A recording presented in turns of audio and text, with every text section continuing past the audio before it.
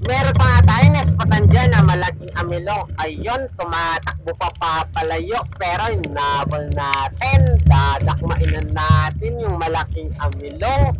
Pasok na natin sa may wagang lalagyan para pag-uwi natin meron tayong pang-ulam.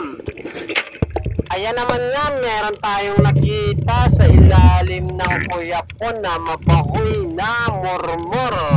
Magaling talaga si Susor pumana, walang ligtas, kuha yung malaking murmur. Mabuhay na murmur na.